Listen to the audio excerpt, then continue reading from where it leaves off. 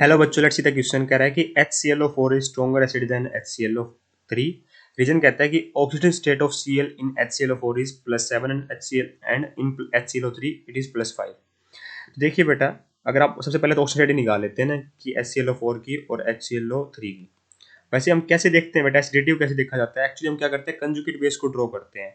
जो भी एसिड का जो कंजुगेट बेस ड्रॉ करेंगे, कंजुगेट बेस जितना ज्यादा मेरा वीक होगा एसिड उतना स्ट्रॉन्ग होगा। वीक कब होगा? बेस का काम क्या होता है? इलेक्ट्रॉन डोनेट करना। जब इलेक्ट्रॉन डोनेट अच्छे से कर नहीं पाएगा, तो सबसे पहले तो ऑक्सीजन वाला कंसेप्ट देख लेते हैं ना। तो हाइड्रोजन की +1 होती है, ऑक्सीजन की -2 होती है। तो बेटा ये 1 + x, 4 ऑक्सीजन है तो 8 आ जाएगा यहाँ पर, इज इक्वल टू 0। तो x की वैल्यू कितनी है बेटा? +7 आई।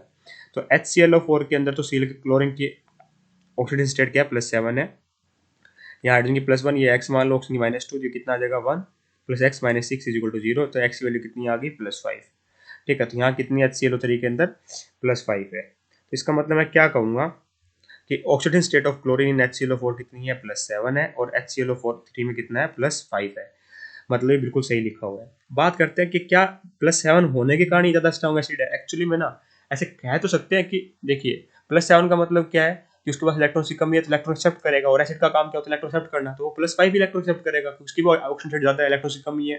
ठीक है, पर ज़्यादा स्ट्रॉन्गर कौन सा होगा वो पता किया जाता है भाई कंजुगेट बेस ड्रॉ करके। तो HClO4 का कंजुगेट बेस क्या होगा बेटा? मेरा ClO4 नेगेटिव होगा, H पॉजिटिव हटा दो। और HClO3 का क्या होगा बेटा? मेरा ClO3 नेगेटिव होगा। अगर आप इनकी स्ट्रक्चर देखोगे तो आपको पता चलेगा कुछ इस तरीके की होगी इसकी ना। इसकी स्ट्रक्चर होगी बेटा मेरी इस तरीके की, और ClO3 नेगेटिव की होगी इस तरीके की। 1 2 3 4 5 6 7, ये 1 2 3 4 5 और एक लोन पेयर आ जाएगा। तो एक्चुअली में ज्यादा स्ट्रॉन्ग एसिड किसको माना जाएगा? सॉरी, जो कंजुगेट बेस को देखना हमें। अब कंजुगेट बेस अच्छा कौन सा नहीं होगा बेटा मेरा? कंजुगेट बेस,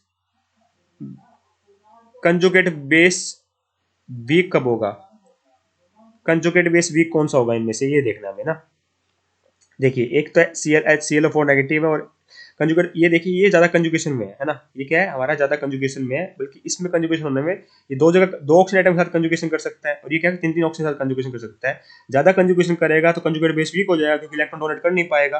इलेक्ट्रॉन डोनेट नहीं कर पाएगा, कंजुगेट बेस वीक हो जाएगा, तो उसका एसिड क्या हो जाएगा? कॉरस्पॉन्डिंग स्ट्रॉन्ग हो जाएगा। इसका मतलब मैं क्या कहूंगा कि HClO4 ज्यादा स्ट्रॉन्गर एसिड है एज कम्पेयर टू HClO3, क्योंकि ज्यादा कंजुगेशन हो रही है इसकी रेजोनेटिव स्ट्रक्चर्स में, इसके कंजुगेट बेस फॉर्म में। तो मैं क्या कहूंगा बेटा कि सेशन बिल्कुल सही है, पर रीजन भी सही है, पर रीजन करेक्ट एक्सप्लेनेशन नहीं दे रहा है ना। क्यों? क्योंकि एक्सप्रेशन क्या होती है, कोई भी स्ट्रॉन्ग एसिड होता है उसकी ज्यादा, क्योंकि उसका कंजुगेट बेस वीक होता है। ठीक है, ऑक्सीजन स्टेट से हम सिर्फ पता कर सकते हैं, हाँ भाई इलेक्ट्रॉन एक्सेप्ट करेगा, एसिड की तरह काम करेगा कि ल्यूस एसिड की तरह इलेक्ट्रॉन एक्सेप्ट कर सकते हैं।